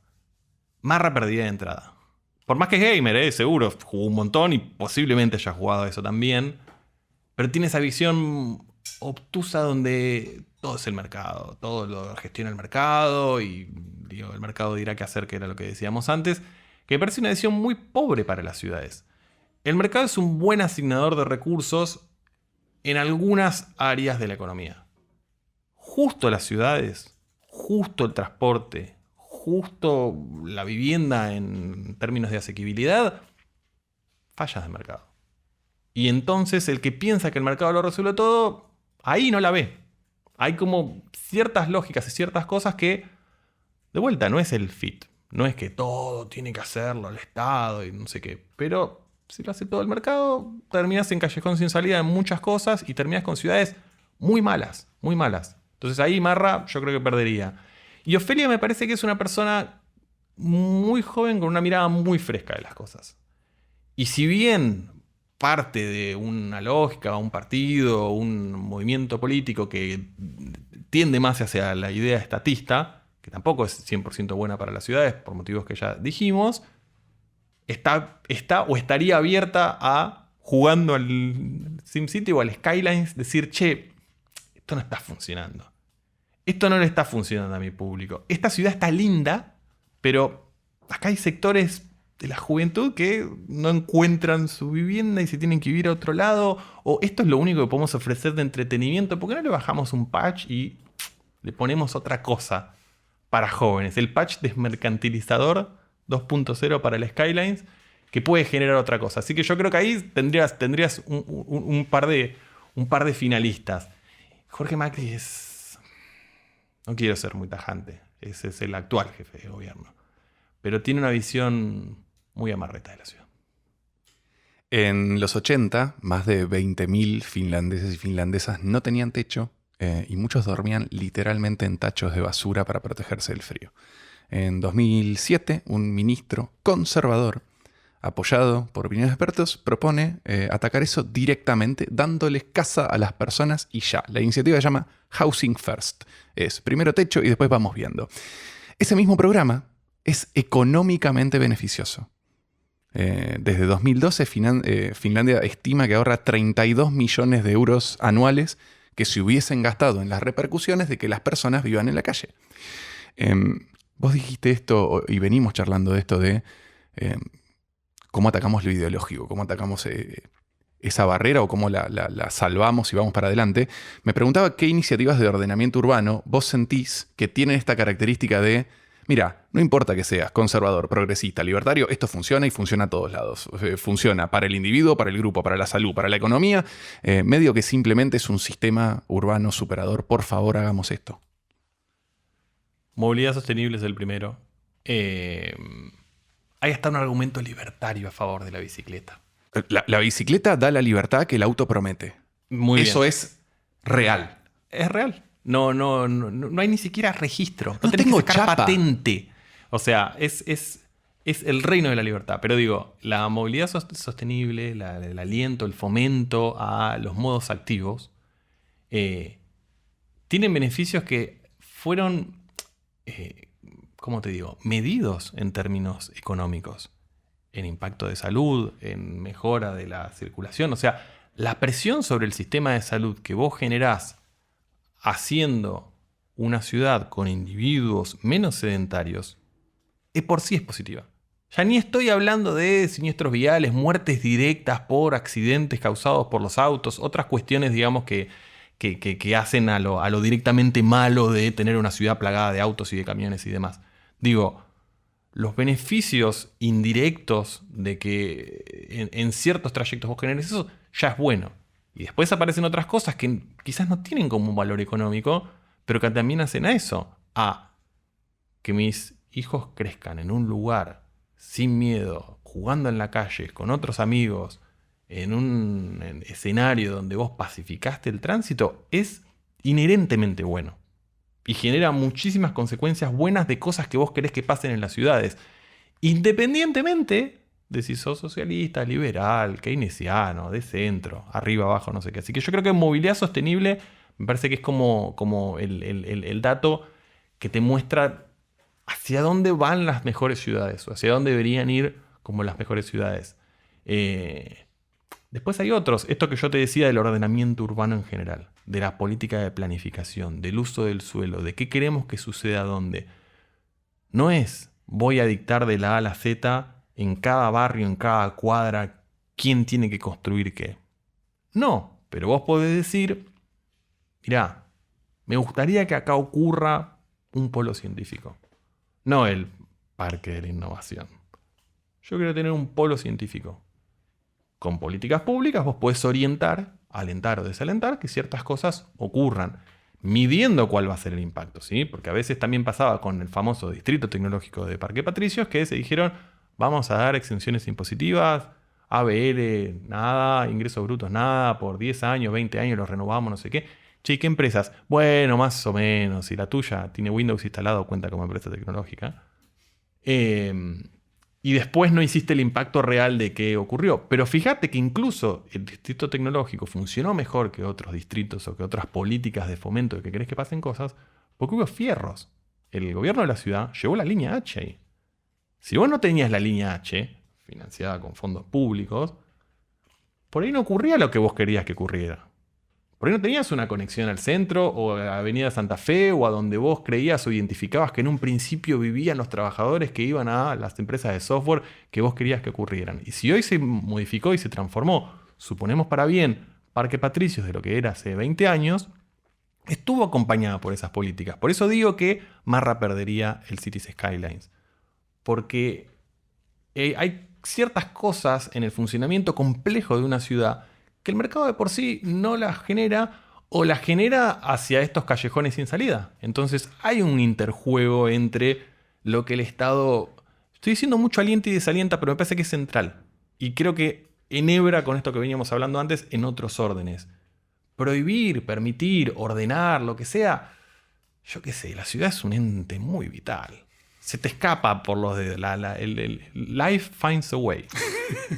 El agua se escurre en algún lado. ¿Viste cuando tenés una pérdida en el baño de arriba? Sí. Y hay un agujerito ahí en un zócalo o algo y el agua empieza a salir por ahí porque por ahí encuentra... Sí, bueno, vos bailás con la ciudad, no le decís exactamente lo que tiene que hacer. entonces, vos no haces el plan quinquenal de la Unión Soviética de 1955 diciendo, acá quiero que vivan los empresarios, acá quiero que estén los trabajadores, esa ciudad separada en entes. No, yo estoy hablando de bailar con la ciudad, como decís vos, jugar y fomentar, alentar, desalentar. ¿Qué cosas querés que pasen? Yo creo que si vos alentás que la ciudad tenga un buen transporte público y esté ordenada en esa función o en esa idea, y la gente que quiera caminar pueda caminar, y la gente que pueda aprovechar los espacios verdes públicos o de ocio pueda aprovecharlos, después la ciudad hace lo suyo. Y el mercado juega dentro de esas reglas generales y las cosas funcionan bien. Ya es claro que creo que amo a Anne Hidalgo. Anne Hidalgo, la alcaldesa de París. Probablemente es porque no la conozco lo suficiente, pero creo que más que nada es por esa cualidad de ser asertiva y además de tener buenos resultados. Yo rescataba esto de la gestión de ella, incluyó levantar 70.000 lugares para estacionar autos en París, agregar 300 kilómetros de bicicenda, y si hay algo que se comió fueron gritos. Esa mujer se comió un grupo pequeño, súper enardecido, y después terminó ganando una reelección. Y quiero volver a esto de a veces tenés que pintar a la noche porque la gente se acostumbra rápido a vivir mejor, pero no se acostumbra a decir que sí a un cambio futuro. Yo te pregunté recién por las políticas que funcionan siempre. Ahora no te quiero preguntar por las que funcionan siempre. Vos dijiste, tuviste la suerte de visitar más de 100 ciudades. Me pregunto cuál es la política más asertiva, más ambiciosa que viste funcionar. La que dijiste, acá fueron por todo y ganaron. A mí la de Anne Hidalgo me parece muy ambiciosa porque arrancó del vamos diciendo vamos a sacar los autos de la costa del Sena. Y cualquiera que haya visitado París hace mucho tiempo sabe que eso era así y era como algo completamente dado. Era como que algo que nunca iba a dejar de estar así. Y en los autos en las ciudades en particular es muy difícil verlo en un momento. Hasta que uno no toma conciencia de cómo cambia la ciudad con respecto a cómo era antes, esa idea esencialista de las cosas siempre fueron así y siempre serán así, es muy difícil de sacarte el chip. Es muy difícil de superarla. O sea que cuando ella dijo, voy a volar los autos del Sena, voy a sacar 70.000 plazas de estacionamiento, voy a hacer 1.000 kilómetros de ciclovía, lo que fuera, yo qué sé, yo diría que se la jugó en el país de Renault, ¿no? A veces en ciudades europeas o en países europeos opera eso. Hay ciudades italianas que son sedes de Lamborghini y de Ferrari y avanzan con políticas de movilidad activa. Y vos decís, che, pero tenés la fábrica de Lamborghini acá, ¿qué estás haciendo? Sí, y te dicen, no, se lo vendemos a los giles. Yo vengo en bicicleta acá. Se Claro. lo vendemos a Dubái. Exacto. Que se arreglen en la calle ellos. Que usen Dubái y Miami y en fe en sus ciudades con esos autos. Yo creo que Anne Hidalgo hizo eso, pero no quiero dejar de decir que eso también tiene un costo político. ¿En qué sentido? No a nivel local, ella religió, pero sí en términos de política nacional. Anne Hidalgo, integrante del Partido Socialista, se presentó como presidenta de París a elecciones nacionales y sacó el 2%. O sea, esta es una advertencia también para los grandes líderes locales y esta especie de grieta que se va abriendo entre gobiernos locales y gobiernos nacionales en este momento de la historia. Y es que quizás esta pelea de la ciudad y el campo, esta pelea de lo más conservador que empieza a aparecer ahora, no es gratuito para dar el salto a la política nacional. Y ese es un problema que creo que va a pasar mucho y es una lección para Argentina también, porque en Argentina siempre la ciudad de Buenos Aires es el trampolín para la presidencial. Entonces una buena gestión en la ciudad, entonces lo quiso hacer Macri, lo quiso hacer Larreta, digo, más atrás en el tiempo, digamos, de la Rúa. Es una advertencia para el que lo quiera hacer, porque en este momento, yo no lo termino de tener claro cómo está planteado el panorama, pero hay una diferencia muy clara entre gobiernos nacionales conservadores y gobiernos de la ciudad más cosmopolitas, más progresistas. Yo ahí lo pongo a Larreta en la categoría de progresista, pero por cosmopolita, por ciudad del mundo, por abierto, por esta idea del abierto al LGBT y el turismo y el intercambio científico. Esta idea trabajada desde ese punto de vista casi que opera como un polo diferenciador. Y es un desafío que tiene Jorge Macri. Jorge Macri hoy está borroneado en su identidad porque es una especie de gobierno de derecha local frente a un gobierno de derecha nacional. Entonces, ahí su idea de qué quiero hacer de gobierno, cuál quiero que sea el perfil de mi gobierno, él va a los debates y dice, bueno, yo quiero la marcha de las dos vidas y las fiestas religiosas y volar bicisendas y levantar nincheras, se acabó la joda hasta la ciudad del orden y lo que sea. Yo qué sé. Es raro. Dejo un dato. En la ciudad de Buenos Aires, el piso de votos a nivel nacional de Javier Milei fue Ciudad de Buenos Aires. Milei sacó 16%. Marra, nuestro amigo del Cities Skyline que juega mal y pierde en primera ronda, fue al debate, dijo que quería, que su objetivo era hundir al kirchnerismo y dejarlo tercero en la ciudad. Él salió tercero, más cerca del FIT que de Santoro. La máxima representación memética de esta conceptualización de las ciudades como algo que puede ser distinto es medio la ciudad de 15 minutos en este momento. Le prestaste mucha atención a esto y me pasa que lo que más quería entender es cómo evolucionó ese concepto en el tiempo en los últimos 10 años. Porque no es lo mismo hablar hoy de ciudades de 15 minutos que hablar hace 10 años. Y lo traigo ahora porque inclusive el último estadio de este meme ha sido la conspiración.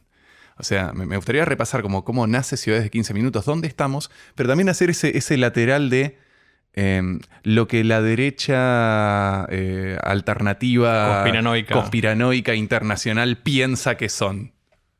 El concepto de ciudad de 15 minutos no es particularmente novedoso, pero sí tiene que ver con esto que charlábamos antes de cómo reconfigurar las ciudades del siglo XX que quedaron desactualizadas con respecto a cómo las habitamos hoy en día. Las grandes ciudades durante mucho tiempo tenían esta idea que estuvo llevada adelante por el arquitecto suizo-francés Le Corbusier, que decía que hay que dividir la ciudad en funciones. Hay que tener un área industrial, hay que tener un área comercial, hay que tener un área residencial, todas atravesadas por grandes redes de autopistas. Era un deseo muy de los 40, 50, 60. Ese iba a ser el futuro. La ciudad, como sabemos, y en parte por el auto, que venimos hablando mucho del auto, fue hacia otro lado, o las ciudades que fueron configuradas así generaron problemas que la ciudad de los 15 minutos viene un poco a resolver. ¿Por qué 15 minutos? ¿Por qué? ¿Cuál es el concepto? ¿Cuál es la idea? La idea es tener una serie de funciones vitales, de vuelta, ciudades para la gente, que puedan ser alcanzadas a una distancia de 15 minutos a pie o en bicicleta. ¿Cuáles son esas funciones? Educación, salud, entretenimiento, incluso los empleos, un poco más complejo, pero dejémoslo ahí por ahora, en donde uno pueda vivir cerca de las funciones o las cosas o las actividades que uno hace.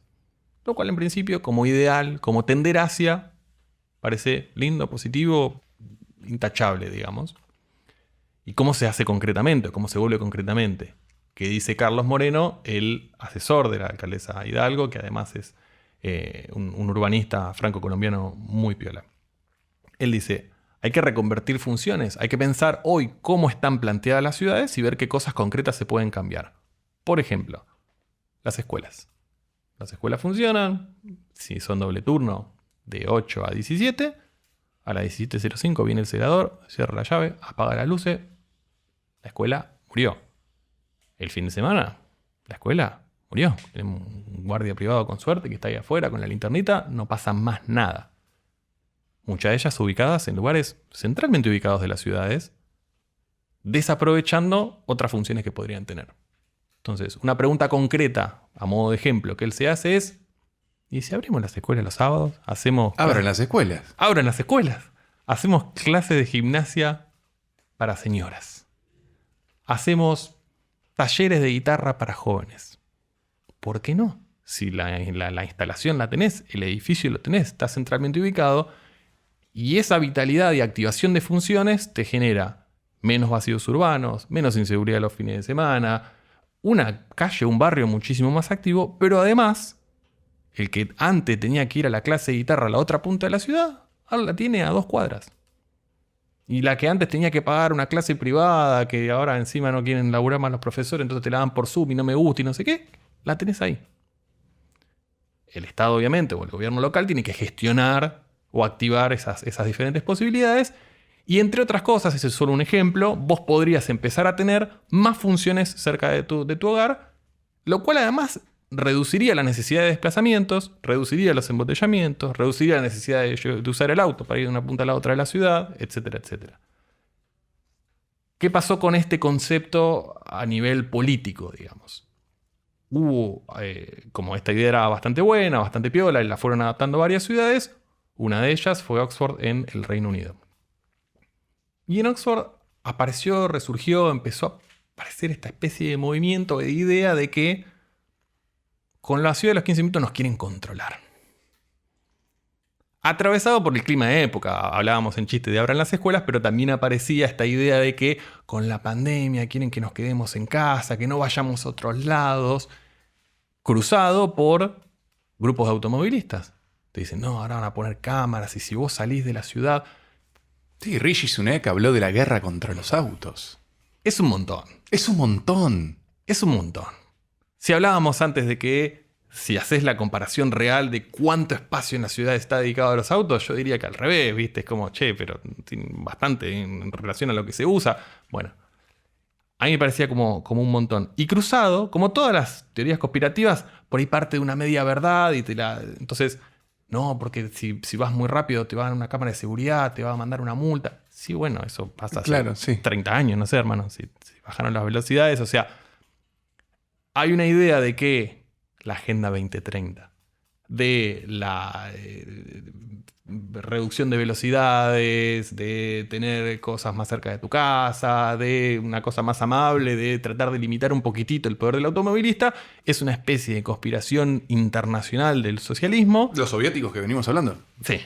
Para mantenerte encerrado en tu casa, controlarte, multarte si te escapás de tu barrio. Para mantenerte en tu barrio. Una boludez, obviamente, pero muy efectiva, como muy, muy pregnante como idea, y generó marchas, amenazas de muerte al pobre Carlos Moreno, que yo creo que por suerte quedaron ahí. De hecho, Rishi Sunak pierde las elecciones bajo una agenda súper pro auto. Él salió el año pasado a una entrevista, creo que en uno de los medios o los periódicos más importantes del Reino Unido, donde dice, voy a terminar con la guerra con los autos, voy a sacarle el pie de encima al yugo opresor del antiauto. La gente va a poder hacer lo que quiera con el auto. Y esa fue su estrategia de campaña. Por eso yo decía de los límites y de lo amarrete que es que tu política de campaña, y acá vemos el espejo en la ciudad de Buenos Aires, sea, vamos a defender al automovilista. No sé, ¿cuál es el futuro de esa idea? ¿Cuál es esa agenda? En la ciudad de Buenos Aires el 25% de los hogares tiene auto. Ni siquiera es una agenda de mayorías. Es como otra minoría intensa. Esta idea de vamos a librar una guerrita cultural, una batalla cultural. Sí, pero también es un imaginario. Porque yo me junté con un candidato a jefe de gobierno hace unos años y su equipo y él me dijeron, no podés atacar el auto porque es parte del imaginario de ascenso social. Me destruyó cuando dijo eso. Es un aspiracional. Sí. Lo sé. Por eso digo y por eso advertía. ¿Cómo cambiamos cómo hacemos para aspirar? Yo aspiro a una ciudad llena de trenes, subtes que andan bien y bicisendas y lugares verdes. ¿Cómo hacemos para transmitir esa aspiracional? Lo que vos decías antes de las ciudades que nos gustan son de una manera y después volvemos a la nuestra y no queremos hacer para que se parezca a las ciudades que nos gustan. Yo sé que no podemos hacer showing by doing en una ciudad que no se gobierna, porque entonces no es una especie de trampa lógica. Para mostrar tendrías que ganar las elecciones y para ganar las elecciones no tenés que mostrar todavía. Pero yo creo que se puede mostrar cómo se vive en otras ciudades. Cómo se vive en las ciudades que te gustan. Hacer esta argumentación de si tuviste la oportunidad de viajar. Si fuiste a, no sé, Curitiba, Santiago. Viste el metro de Santiago. No te estoy diciendo... Sí, caminaste por la Rambla en Río o en Formosa. Esta idea de esto es lo que nos robaron a nosotros. Hay una frase como muy conservadora que aparece ahora que es This is what they took from us, ¿no? Esto es lo que nos sacaron y aparece, no sé, una película de Disney de los 30 que son todos blancos. ¿Sabes? Es una especie de cosa conservadora. Yo giraría ese meme y yo lo haría como esto es lo que te sacaron o esto es lo que no llegamos o esto es lo que no tenemos o esto es lo que te impide que tengamos. Sí, el meme de This Could Be Us, bueno, pero autos. Claro. Que puede ser desde la Rambla de Montevideo, ¿no? Hasta una ciudad... Rosario tiene de cara al río, precioso, caminás, tenés un espacio público donde la gente va y toca la guitarra. Cada vez que voy a Rosario me vuelvo loco. ¿Por qué no tenemos eso? Un ejemplo vinculado específicamente a eso. Hubo un proyecto para reformar Costa Salguero. Costa Salguero venía atravesada por una serie de escándalos, el último de los cuales fue el de Time Warp, fiesta electrónica, murieron varios jóvenes. ¿Dentro de qué esquema? Una serie de concesiones del menemismo que llevaba como 30 años. El río, completamente opuesto a lo de Montevideo, ocupado por grandes equipamientos que encima le daban la espalda al río. Entonces vos tenías, no sé, kikes, no me acuerdo, Pachá. Una cancha privada de tenis. Una locura. Vos tenías privatizado el río a una serie de empresas que encima pagaban un canon irrisorio y demás. Cuando se destapa el escándalo de Time Warp, el gobierno de Larreta se ve obligado a repensar otro proyecto para el área y a dar de baja, casi contra su voluntad, porque las venía renovando, estas concesiones. Y el proyecto que plantea para Costa Salguero no era bueno. Era un proyecto, volviendo a lo que decíamos, donde vendías tierras públicas y encima para hacer qué, el privado dirá qué hacer. Si vos tenías una hilera de torres o de edificios de 10 pisos de cara al río, uno podría sospechar qué perfil social de propietario podía generarse a partir de eso. Más allá de que después habilitabas armería, venta de helicóptero, lancha. No, las tipologías que se habilitaban en la resolución, uno la puede buscar, eran muy graciosas. Pero bueno, casi que era un barrio náutico. Y así lo pensaba el gobierno de la ciudad. Y para colmo, sin mecanismos de mixtura social. Sin la idea de, che, si vamos a construir vivienda, ¿por qué no me das 2 pisos? A modo de política testigo, yo sé que no vas a resolver la crisis de vivienda de la ciudad con 3 viviendas de no sé qué. Pero vas a generar otro Puerto Madero. Esa es tu imaginación política, es todo lo que pensás para el río. A eso se le opuso una idea de que no hay que hacer un gran parque público, ponerle Diego Armando Maradona. No estoy tan a favor tampoco, no por el Diego, por supuesto, pero sí con la idea de totalidad del frente costero, ¿no? Ya tenés el Parque de la Memoria, al lado tenías Punta Carrasco, no sé, más verde y solo verde y 3 senderos, no sé si es lo mejor que vos podés generar o podés tener para la ciudad. El proyecto cae, digamos, el proyecto es impugnado judicialmente, porque esta venta de tierras no atravesó un proceso de doble lectura, o sea, el gobierno lo trató de meter, digamos, entre gallos y medianoche sin seguir los pasos adecuados, se impugnó en la justicia, había quedado congelado, medio quedó en la nada, y esta semana se conoce que el jefe de gobierno, Jorge Macri, dice, no, vamos a dar de baja el proyecto de Costa Salguero y vamos a seguir con las concesiones. El peor de los mundos. O sea, ya el proyecto anterior era problemático, obviamente mejor que tener concesiones, pero peor que pensar un buen proyecto para el área, y ahora volvemos al sistema de concesiones. Y esa es la idea que se tiene del frente costero de la ciudad de Buenos Aires bajo la actual administración. Me parece pobrísimo, me parece, por eso digo esta idea de poder salir y hacer un pensamiento más de nuestras ciudades podrían ser de otra manera. Quiero ir ahí, porque tengo una última pregunta. Y voy a volver a la intersección de alcaldes y videojuegos. Porque vamos a tener un contendiente más en la partida. No es solamente Adorni, Ofelia Bien. y Marra jugando al counter porque al SimCity le fue muy mal. Bien. Sino que sos vos el jugador. Acabás de ser elegido. En este caso vamos a elegir la ciudad de Buenos Aires, que es la ciudad que habitamos. Sos elegido con el 89% de los votos. Vamos. Con toda la... Sí, hiciste una campaña y si le ganaste a Ofelia en la final. Y hoy podés encaminar una serie de políticas públicas con la condición de que se te va a juzgar dentro de 10 años. Nadie te va a pedir resultados intermedios. Te quiero preguntar, ¿qué planes pones en movimiento? Y después te quiero preguntar cómo es un día normal de alguien que se despierta en 2034 y recorre esta misma ciudad en el 10º aniversario de la gestión PUR. Me encanta el desafío. Número 1, lo mencionamos. Algún tipo de política de vivienda asequible. No tiene que ser enteramente construir a cargo del Estado viviendas para entregar, porque la escala de la que uno lo puede trabajar siempre va a correr por detrás al problema, pero sí algún tipo de política original vinculada a alquiler accesible. Pensar, y esto se ata con la segunda medida, que es tener un banco de tierras, donde uno tiene ubicadas estratégicamente los terrenos fiscales, los lugares donde se podían construir, los edificios que no se usan, los que se podían reafectar o darles otros usos, y empezar de a poco, yo no digo que va a resolver el problema de la vivienda en la ciudad de Buenos Aires, con viviendas en alquiler por debajo del valor de mercado, seteando cuánto es más o menos el valor de mercado en esa área, en ese barrio, y que el Estado aporte para tener una pequeña diferencia y poder tener y poder poblar ciertas áreas de la ciudad. Específicamente con respecto a eso, atacaría el microcentro. El microcentro entró en crisis a partir de la pandemia. El Estado no aprovechó esa oportunidad para recomprar a precio de ganga un montón de unidades que hoy están vacías y hizo una política tan insuficiente que se redujo a un par de exenciones impositivas nuevamente, que toda la reconversión del microcentro en los últimos 3 años fueron art house, 2 hoteles y unos Airbnbs. No hubo más que eso.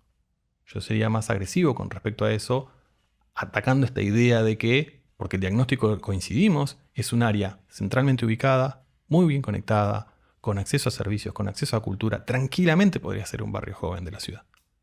Tranquilamente lo podría ser. Ahora, con las herramientas que se usaron hasta ahora, esto no ocurrió. Cuando vos tenés tu única herramienta es un martillo, vos pensás que todos los problemas son un clavo. Entonces, si tu única herramienta es la exención impositiva y ver a ver que el privado más o menos se mueva, esto no se mueve. Así que yo ahí iría con esta idea de vivienda asequible, de banco de tierras. Y una cosa que no se habló mucho, pero que me parece que es central, es la articulación metropolitana. Hoy no hay diálogo entre la ciudad de Buenos Aires y los partidos que la rodean. El área mayor, el área metropolitana de Buenos Aires, que generan 1000 problemas. El principal es de transporte. Vos hoy tenés un subte que lo opera la ciudad, se lo tiró por la cabeza Cristina Fernández de Kirchner en 2012 a Mauricio Macri como parte del traspaso de competencias.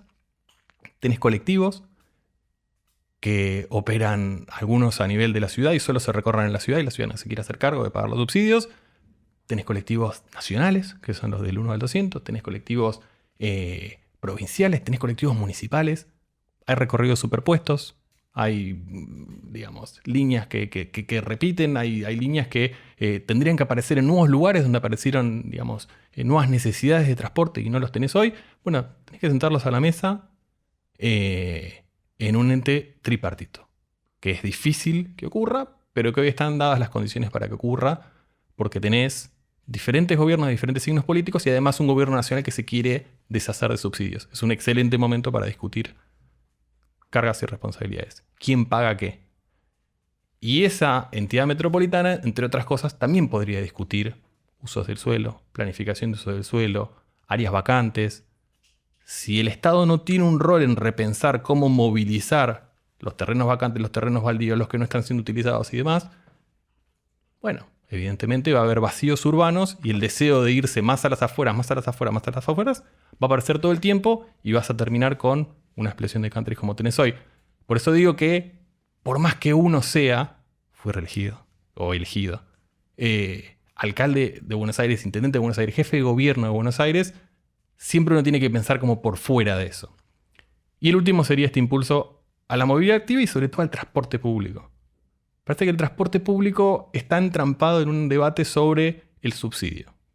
¿Cuánto pago? ¿Cuánto no pago? ¿Cuánto me tendría que pagar? ¿Cuánto me cubre el gobierno? ¿Si es barato? ¿Si es caro? Siempre es un chiste lo que pagás, tenés que pagar más, tenés que pagar menos.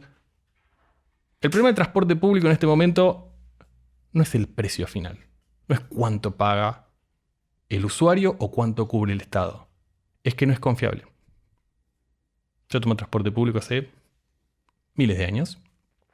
Y lo que más me jode es que no haya regularidad, es que no sea previsible y que no me garantice resolver mi ecuación de servir a esa demanda derivada que es a dónde quiero llegar y a qué hora quiero llegar. Si yo tengo que estar a las 9 en un lado y sé que llego a 8:28 y el tren pasa a 8:28, espectacular. No me importa si lo pago 500 pesos, 700 o 1100. Podría formar parte de un abono de transporte y yo pagaría mi abono de transporte y usaría el transporte público. Ahora, si yo tengo que estar a las 9 en un lugar, llego 8:28 y el próximo tren pasa en media hora, ¿qué hacemos? ¿Qué le pasó a la ciudad y a la experiencia humana después de 10 años de estas políticas públicas? ¿Cómo es un día normal?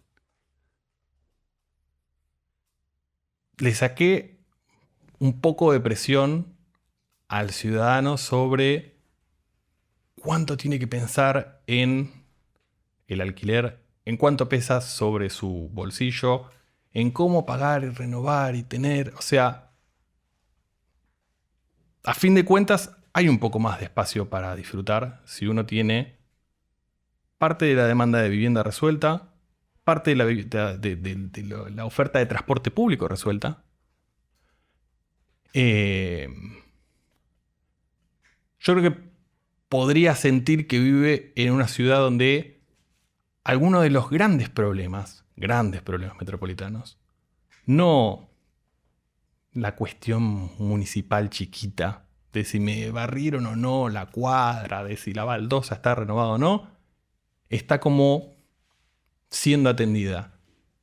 Y en una ciudad tan intensa como Buenos Aires, donde uno está todo el tiempo pensando en guita, todo el tiempo pensando en emergencia, todo el tiempo pensando en las cuestiones básicas que te ayudan a sobrevivir, te da más tiempo para lo otro, que no es poco. Y en una ciudad como Buenos Aires, donde ofrece tantas chances de encuentros casuales, ofertas de entretenimiento, oportunidades de hacer polinización cruzada de ideas con otra gente que es re loca y está pensando cosas todo el tiempo, eso es como un montón.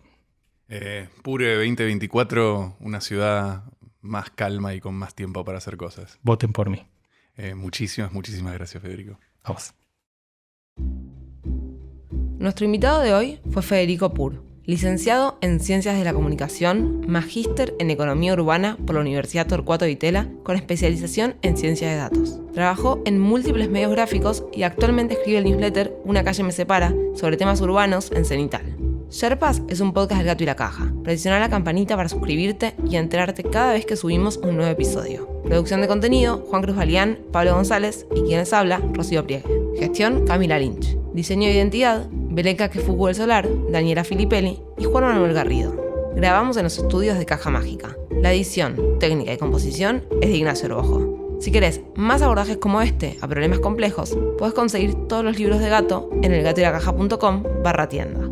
Hacemos este contenido gratis y libre gracias a bancantes. Sumate a bancar en elgatoylacaja.com/bancar.